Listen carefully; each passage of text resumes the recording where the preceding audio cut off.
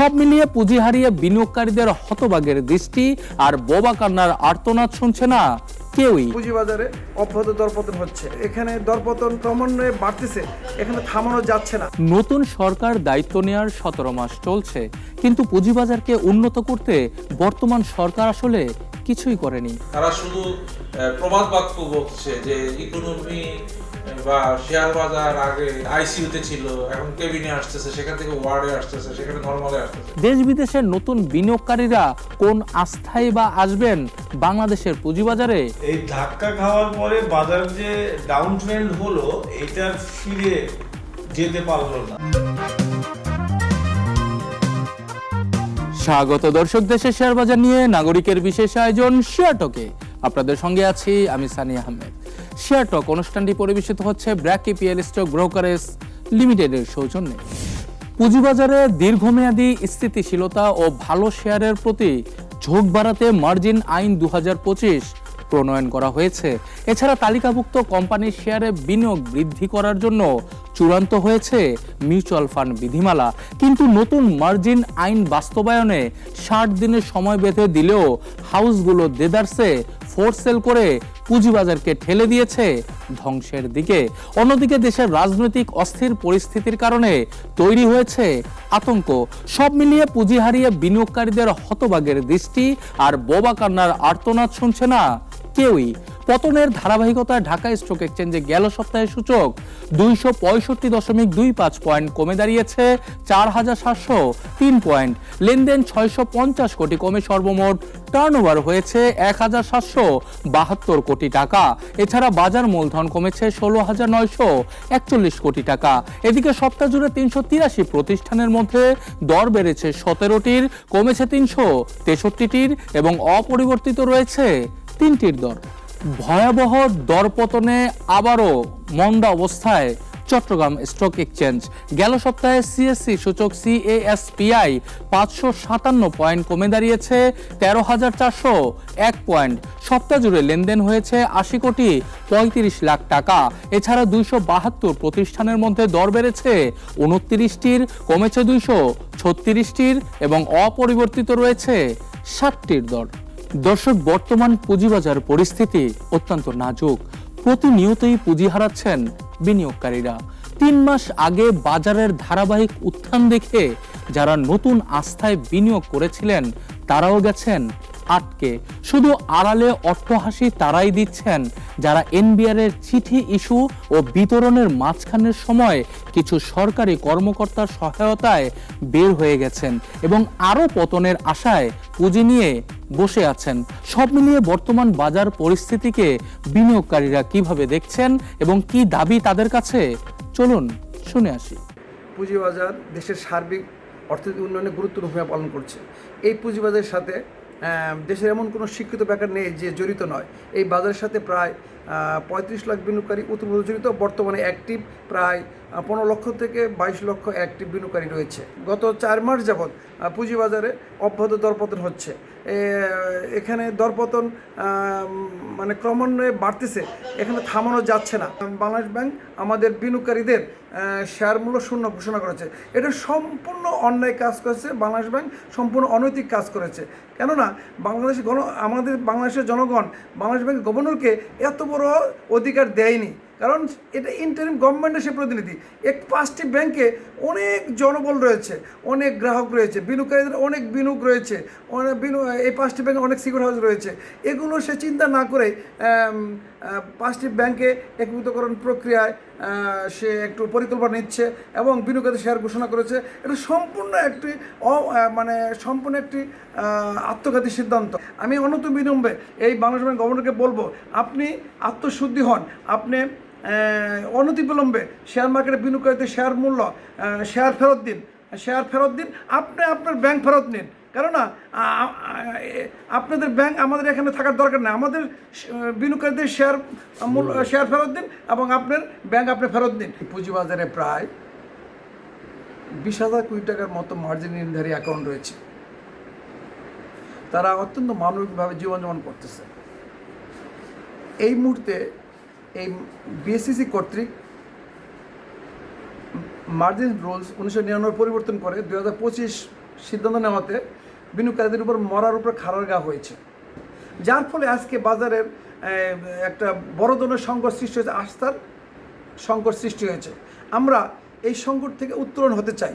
সেজন্য আমি বলবো খন্দকার হাশিম সাহেবকে, আপনি এই মার্জিন ইন রুলস বিধিমালা যে 2025 করেছেন, প্রজ্ঞাপন দিয়েছেন, আপনি দ্রুত বিনিয়োগকারীদের প্রতিনিধি নিয়ে, আরও বিশেষজ্ঞদের নিয়ে এটুকু আরেকটু সংশোধন করুন, যাতে পুঁজিবাজার বান্ধব হয়, বিনিয়োগ বান্ধব হয়। দর্শক, নতুন মার্জিন ঋণ আইনের কারণে বাজারে তৈরি হয়েছে ফোর্স সেল, কিন্তু আইন নিজেই বলছে নন মার্জিনেবল শেয়ারগুলো সমন্বয় করার জন্য 60 দিন সময় পাবে। তবুও কেন এত পতন? আর সময় বেঁধে দেয়াকে শুভঙ্করের ফাঁকি বলছেন সংশ্লিষ্টরা। নতুন যে মার্জিন রুলের আইনটা আসছে, এটা আসার পর থেকে বাজারে কিছু ফোর্স সেল ক্রিয়েট হয়েছে। কেন ক্রিয়েট হয়েছে? আপনি যদি দেখেন লাস্ট 3 ইয়ার্স ধরে বাজারে একটা অত্যন্ত ইম্পর্টেন্ট সেক্টর হিসেবে ছিল লাইফ ইন্স্যুরেন্স সেক্টর। তো হঠাৎ করে এসএসসি যে নতুন যে মার্জিন রুল আইন, সেখানে লেখা আছে যে লাইফ ইন্স্যুরেন্সগুলো 0.25 লোন পাবে। তো অনেকের অ্যাকাউন্টেই এগুলো ব্যাপক আকারে লোন ছিল, কারণ লাইফ ইন্স্যুরেন্স সেক্টর একটা পটেনশিয়াল সেক্টর হিসেবে মার্কেটে গত 3 বছর ধরে আছে। তো এখন যার অ্যাকাউন্টে শেয়ার আছে আর অন্য শেয়ারও আছে সাথে একটা, দেখা গেছে এটাতে লোন রেশিও কমে যাওয়াতে অন্যান্য শেয়ারগুলো তার লোন রেশিও অনেক বেড়ে গেছে। সেখানে এসএসসির নতুন আইনে বলা আছে যে 150% আসলে কাস্টমারকে কল করতে হবে, আর যদি 75% গেলে ফোর্স সেল করে দিতে হবে। তো আমরা যেসব অ্যাকাউন্টগুলো খুব সুস্থ অ্যাকাউন্ট দেখেছিলাম লাস্ট সপ্তাহে, আমরা হঠাৎ করে দেখি সেই অ্যাকাউন্টগুলোতে এখন লেখা আছে ফোর্স সেল। এবং এই ফোর্স সেলের কারণে গত 2-3 দিন ধরে বাজারে চরম সেল প্রেশার বা দেয়ার আর ফিউ বাই প্রেশার্স, যে কারণে বাজারের টার্নওভার কিন্তু ফল করে গেছে। যেমন আছে 2 দিন ধরে দেখছেন 300 কোটিতে টার্নওভার নেমে গেছে। ব্যাপারটা হচ্ছে এগুলো হচ্ছে শুভঙ্করের ফাঁকি। আপনি দেখতেছেন আপনার অ্যাকাউন্ট তলায় যাচ্ছে, এখনই আপনার অ্যাকাউন্টে লস শো করতেছে 40%, 50%। আর যদি 25% সেল মানে আপনি লসে চলে যান, তাহলে তো আপনাকে শেয়ার এমনি ফোর্স করে দিবে। এই যে সময় দেওয়া, এগুলো হচ্ছে এক ধরনের হাঙ্কি পাঙ্কি, যে আলটিমেটলি সেল প্রেশার যত দেরিতে বেচেন তত আরো বেশি ক্ষতিগ্রস্ত হবে। কারণ এই মুহূর্তে বাজার খুব স্ট্যাগনেন্ট হয়ে আছে, বাজারের সামনে কোনো গ্রোথ দেখা যাচ্ছে না, রাজনীতিও একটা অনিশ্চয়তা, বিভিন্ন জায়গা থেকে আন্দোলন সন্দেহ, এই সব কিছু মিলে বিনিয়োগকারীরা চরম একটা অনিশ্চয়তার মধ্যে বিরাজ করতেছে। আর সাথে এসএসসি এই আইনগুলো আজকে থেকে 1 বছর আগে করলেও পারতো, অথবা আরো 6 মাস আগে করলেও পারতো। এই যে এখন একটা ক্রান্তিকালীন সময় যাচ্ছে বাংলাদেশের রাজনীতি, তথা এখন পর্যন্ত সেটেল ডাউন হয় নাই, তো সমস্ত কিছু মিলে মানুষ একটা আনসার্টেনিটিতে পড়ে গেছে, এবং যেটা যারা নতুন করে বিনিয়োগে আসছে তারা পর্যন্ত ক্ষতিগ্রস্ত হয়ে গেছে। নতুন সরকার দায়িত্ব নেওয়ার 17 মাস চলছে, কিন্তু পুঁজিবাজারকে উন্নত করতে বর্তমান সরকার আসলে কিছুই করেনি, প্রতিনিয়ত ঠেলে দিয়েছে ধ্বংসের মুখে। তবে এই মুহূর্তে প্রয়োজন প্রাতিষ্ঠানিক বিনিয়োগ। আর মার্কেটে গত বছর যেখানে জেট কোম্পানির সংখ্যা ছিল তার থেকে 100টা জেট কোম্পানির শেয়ার সংখ্যা বাড়ছে। তো এইসব রিফর্মগুলো স্বল্প মেয়াদে মানুষকে অনেক ক্ষতিগ্রস্ত, পরিবারের বিনিয়োগকারীদেরকে অনেক ক্ষতিগ্রস্ত করছে, একদম পথে বসাই দিচ্ছে। সেখানে লাস্ট যোগ হয়েছে এই 5টা ব্যাংকের মার্জার। এখানে স্টেট বিনিয়োগকারীরা প্রায় কয়েক হাজার কোটি টাকা লস করেছে। আর লস যখন আপনি করবেন, সেখানের মধ্যে ভালো পরিবেশ থাকবে না, ভারসাম্যতা থাকবে না। কারণ হচ্ছে কি, ইনভেস্টর সেন্টিমেন্ট ড্যাম্পেন হবেই হবে।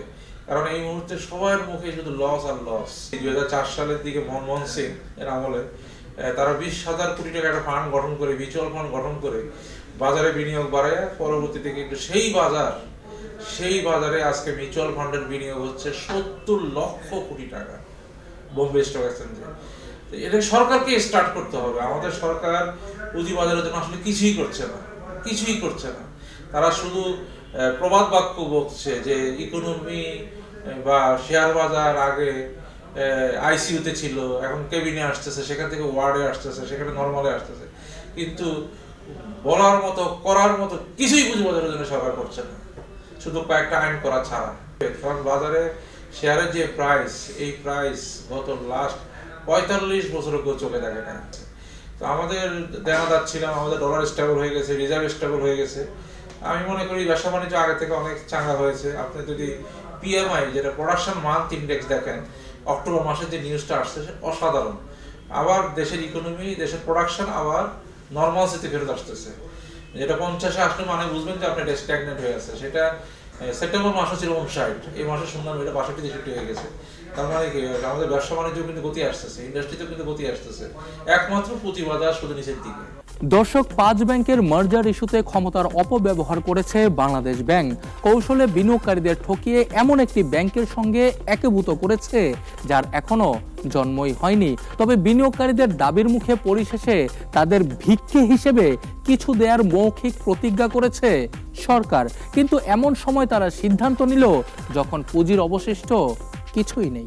দেখেন, প্রথমত বিষয়টা হলো এইটা কি মার্জার, কার সাথে কার মার্জার হলো এটি আমি বুঝতে পারছি না।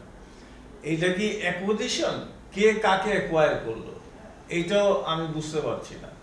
আমি যেটা বুঝতে পারছি সেটা হলো যে সরকার 32,000 কোটি টাকা খরচ করে, পাবলিক মানি খরচ করে একটা ব্যাগ ফুল অফ ডেট তারা কিনে নিল 32,000 কোটি টাকা দিয়ে।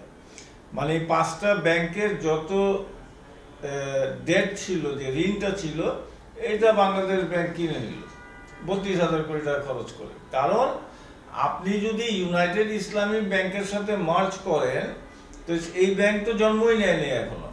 সো এই ব্যাংকটাকে তো আবির্ভূত হতে হবে, তারপরে না আপনি এই 5টা ব্যাংক এই ব্যাংকের মধ্যে গিয়ে ঢালবেন। সো এইটা ইনফ্যাক্ট মার্জারও না, অ্যাকুইজিশনও না, এইটা ফোর্স অ্যাকশন হয়েছে। এবং ফোর্স অ্যাকশন যেটা হচ্ছে সেটা পার্লামেন্ট থেকে পাস হয়ে আসতে হয়। এখন যেহেতু পার্লামেন্ট নাই, ওনারা একটা অর্ডিন্যান্স করেছে। সো এই অর্ডিন্যান্সটা কতখানি লিগ্যাল সেটাও নিয়ে প্রশ্ন আছে। সো আমার কাছে যেটা মনে হয় যে ওনারা ফাইনালি যে মার্জারের দিকে এগোচ্ছেন, এই জিনিসটা নামটা ঠিক হয় নাই। কারণ আমাদের মার্জারটা, অ্যাকুইজিশনটা একটা স্পষ্ট আইন আছে। আচ্ছা, এরপরে যদি আপনি ডেটগুলো কিনেন তো সেটা আপনারা কিনতে পারেন, কিন্তু সেটা কেনার জন্য পার্লামেন্টের একটা ডিসিশন লাগে, অর্ডিন্যান্সের মাধ্যমে আপনারা করছেন, সেটাও চ্যালেঞ্জেবল। সো আমার কাছে যেটা মনে হয় যে কোনো অবস্থাতে বিনিয়োগকারীদের ঠকানোর যে একটা প্রক্রিয়া চলছিল, যদিও কালকে ফাইন্যান্স অ্যাডভাইজারও বলেছেন, গভর্নর সাহেবও বলেছেন যে বিনিয়োগকারীরা কিছু পাবে, ইটস ভেরি গুড। এত চিল্লা ফাল্লা করে বাজারটাকে এই সিচুয়েশনে এনে এরকম একটা সিদ্ধান্ত ওনারা দিলেন, এটা আগে দিলেও পারত। সো কেন আমি এই কথাটা বলি, দেখেন বিনিয়োগকারীরা যে বিনিয়োগটা করে একটা পলিসির প্রেক্ষিতে করে যে হ্যাঁ ঠিক আছে, এই ব্যাংকিং সেক্টর হলো হাইলি রেগুলেটেড একটা সেক্টর, হ্যাঁ, এসইসি আছে, তদারকি আছে, বাংলাদেশ ব্যাংকের কড়া তদারকি আছে। তাহলে এতদিন যে ওনারা ব্যালেন্স শিট করলেন, এনএবি 15 টাকার থেকে বিভিন্ন ব্যাংক 15 টাকার থেকে 22 টাকা পর্যন্ত দেখালেন, কোথায়? আপনারা তো তখন ধরেন নাই। আজকে হঠাৎ করে এসে 6 মাস 7 মাসের মধ্যে নেগেটিভ হয়ে গেল এনএবি। কিভাবে নেগেটিভ হলো? নাম্বার 1। নাম্বার 2 হলো যে তাহলে আপনারা ডিভিডেন্ড অ্যাপ্রুভাল দিলেন কিভাবে? আপনারা তো স্টেটমেন্ট দেখছেন, অডিট স্টেটমেন্ট দেখছেন, সবই দেখছেন, ব্যাংকের কি পজিশন বাংলাদেশ ব্যাংক সবই জানে। তাহলে এতদিন আপনারা চোখ বন্ধ করে আপনারা 6 মাস আগের থেকে বলা শুরু করলেন যে এই 5টা ব্যাংক খুব খারাপ, এদের ন্যাব জিরো, শেয়ার হোল্ডারদের মানি জিরো, শেয়ার জিরো, সব জিরো হয়ে গেল। সো এইটা একটা আশ্চর্যজনক ঘটনা। বিনিয়োগকারীদের স্বার্থ দেখার দায়িত্ব বাংলাদেশ ব্যাংকের না হলেও বিএসইসি এবং স্টক এক্সচেঞ্জের। তারা কি এড়াতে পারে দায়? যদিও বিএসইসি বিনিয়োগকারীদের স্বার্থে কেন্দ্রীয় ব্যাংকে আবেদন জানিয়েছিল, কিন্তু সেটির দিকে ভ্রুক্ষেপও করা হয়নি। এসব আচরণে আসলে কি বার্তা পাচ্ছে পুঁজিবাজার? দেশ বিদেশের নতুন বিনিয়োগকারীরা কোন আস্থায় বা আসবেন বাংলাদেশের পুঁজিবাজারে, সে প্রশ্ন সংশ্লিষ্টদের। বাজারের পরিস্থিতি এখন আমরা যেভাবে দেখছি সেভাবে একটু টালমাটাল দেখছি, কারণ ভলিউম অনেক কমে গেছে এবং ভলিউম কমে যাবার ফলে যেটা হয়েছে সেটা ইন্ডেক্সও পড়ে যাচ্ছে। সো কাজে আমাদের যে প্রবলেমটা হয়েছে সেটা হয়েছে যে আমরা রেগুলেটররা মানে ডেভেলপমেন্ট কাজে কম, অন্যান্য কাজে বেশি ওনারা মনোনিয়োগ করছেন। সো আমার কাছে মনে হয় যে মার্কেটের প্রতি তাদের আরেকটু চিন্তা ভাবনা করা উচিত কিভাবে বাজারটাকে ঠিক করা যায়। এক, 2 নম্বর হলো যে বিষয়গুলো আমাদের সামনে চলে আসলো যে কারণে বাজারটা পড়ে গেল, সেটার প্রথম পার্ট হলো যে এনবিআর যে 50 লাখের উপরে যাদের গেইন আছে ওই গেইনটার ডিটেলস চেয়েছে অ্যাকাউন্টসগুলো, এই ধাক্কা খেলো।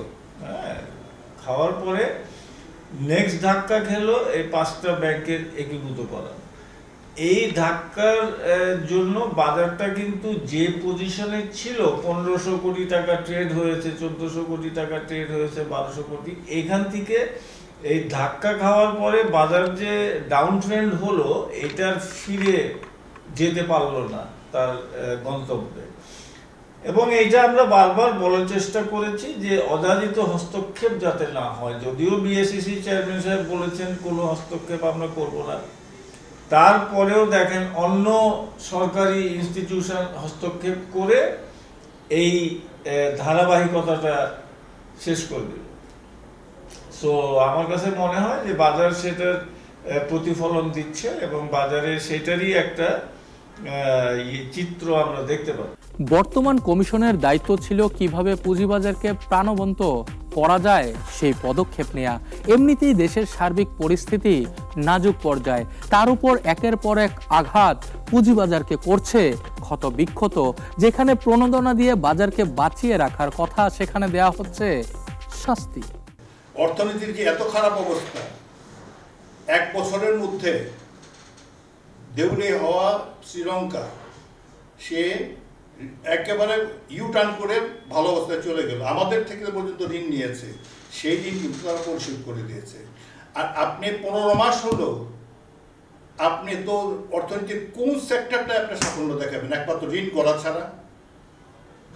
একমাত্র সাফল্য একটা যে ইউনিসেফ বিভিন্ন জায়গায় ঘুরে ঘুরে কিছু ঋণ আছে, সেই ঋণের কিস্তিও তো এখন বন্ধ আছে। তো আপনি অর্থখাতেই সামাল দিতে পারছেন না। আপনি আইন শৃঙ্খলা পরিস্থিতি নিয়ন্ত্রণ করতে পারছেন না। আইন শৃঙ্খলা পরিস্থিতি যদি নিয়ন্ত্রণ না করা হয়, এটা যদি ইনভেস্টমেন্টেবল না হয়, তাহলে দেশি বিদেশি কোনো বিনিয়োগকারী তো ইনভেস্টমেন্ট করে না, যেটা যে বন্ধাত্ম চলতেছে এখন। রোগী যদি আপনার এই ব্যবস্থাপত্র না নিতে পারে, আপনার ওষুধ না খেতে পারেন, সেই ওষুধ খেলে আরও খারাপ হয়, তা আপনি সেই ওষুধ দিলেন। This is not the time. এখন তো উচিত ছিল আপনার পুঁজিবাজারকে ভাইব্রেন্ট করা। আপনার তো নানান ধরনের আইন কানুন দিয়া চাপায় দিয়ে আপনার বিনিয়োগকারী বিতরণ করার কাজ ছিল না আপনার।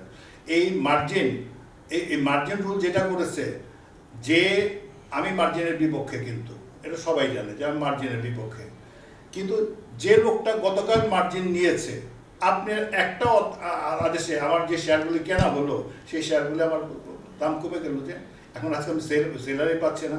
এই ক্ষতির ভারটা কে নেবে? আপনি দিবেন? পুঁজির অবাধ ইয়ে করেন, হস্তক্ষেপ বন্ধ করেন। এখানে পুঁজিরা প্রথম জমা হতে দেন, পুঁজি জমা হতে, পুঁজির অবাধ প্রবাহ করতে আসতে দেন। আর এই সমস্ত খবরদারগুলি বাদ দেন, যেগুলি স্টক এক্সচেঞ্জের কাছে স্টক এক্সচেঞ্জের কাজ করতে দেন। আর মার্চেন্ট ব্যাংকগুলির একটু দিকে লক্ষ্য রাখেন, যে স্টক প্রাতিষ্ঠানিক ব্রোকার হাউসগুলির দিকে লক্ষ্য করেন, তারা কোনো ইল প্লে করছে কিনা, এখন ওই দিকে লক্ষ্য রাখেন। আপনি যাই করবেন আপনার পুঁজির সমাবেশ ঘটানোর জন্য আপনি করবেন। পুঁজি যা দূর হয়ে যায় সেদিক করাটা উচিত হবে। গদবাধা করে কিছু কথাবার্তা বলে, যখন গদবাধা কথা বলে, এখন তো গদবাধার পজিশনে নাই মার্কেট। দেশের অবস্থা গদবাধা অবস্থা নেয়। তোমাকে উদ্ভাবনী কিছু দিতে হবে, কিছু ইনসেন্টিভ দিতে হবে। এখানে আমি ইনসেন্টিভ না দিয়ে শাস্তি দিচ্ছ। শাসন করা তারই সাথে সোহাগ করেছে। দর্শক, এবার বিনিয়োগ শিক্ষা পর্ব। বর্তমান বাজারে কোন বিনিয়োগকারী আসলে মুনাফা করছেন সেটি বের করা অনেক কষ্টসাধ্য। সবাই কম বেশি লোকসানে আটকে গেছেন, কিন্তু আতঙ্ক বা প্যানিকে লোকসানে শেয়ার বিক্রি না করে ধরে রাখা উচিত। ইন্ডেক্সের দিকে না তাকিয়ে নিজের পোর্টফোলিওর দিকে দৃষ্টি দেওয়া উচিত বলে মনে করেন বিশেষজ্ঞরা। বিনিয়োগকারীদের উদ্দেশ্যে আমার এটাই বলা যে দেখেন, আজকে বিনিয়োগকারী লাভ করছে এমন বিনিয়োগকারী খুঁজে পাওয়া খুব ডিফিকাল্ট। প্রত্যেকটা বিনিয়োগকারী, সে ছোট হোক বড় হোক, ইনস্টিটিউশনাল বিনিয়োগকারী হোক, সবাই ক্ষতির সম্মুখীন হচ্ছেন। সো কাজেই আমাদেরকে যে ম্যাক্সিমাম যেটা করতে হবে সেটা হলো যে আমাদেরকে একটু অপেক্ষা করতে হবে, প্যানিক হওয়া চলবে না, প্যানিক যাতে না হয় কেউ। এই শেয়ারগুলোকে আমার হিসাবে ধরে রাখাটাই বাঞ্ছনীয়, কারণ আমি যখনই সেল করব আমি লস ক্যাপিটালাইজ করে নিলাম। সো লস ক্যাপিটালাইজ যদি না করেন তাহলে এই শেয়ারটা যদি ধরে রাখেন, at least you have the share. হয়তো 1 বছর আপনাকে ধরে রাখতে হলো, পলিটিক্যাল সরকার আসলে হয়তো পুঁজিবাজার ভালো হবে, আপনি সেটা রিটার্ন হয়তো পেয়ে যাবেন, বাট এই যে অবস্থা চলছে এই অবস্থার মধ্যে আপনাদেরকে একটু ধৈর্য ধরে প্যানিক না হয়ে শেয়ারগুলো ধরে রাখতে হবে। দেখেন একটা জিনিস বলি, যে আপনারা ইন্ডেক্সটাকে ফলো করেন সেটা খারাপ না, বাট আপনাদেরকে যে চিন্তা করতে হবে সেটা হলো আপনার যে পোর্টফোলিও, সেই পোর্টফোলিওর কি অবস্থা, সেটা বাজার কমে গেছে, ইন্ডেক্স অনেক কমে গেছে, ওই দিকে চিন্তা না করে আপনার পোর্টফোলিও যা আছে সেই পোর্টফোলিওর কি অবস্থা সেটার দিকে আপনাদের মনোযোগ দেওয়া দরকার বলে আমি মনে করি। দর্শক, এবার আন্তর্জাতিক শেয়ার বাজার আবারও উত্থানের ধারায় ফিরেছে এশিয়া, ইউরোপ ও যুক্তরাষ্ট্রের বেশিরভাগ পুঁজিবাজার।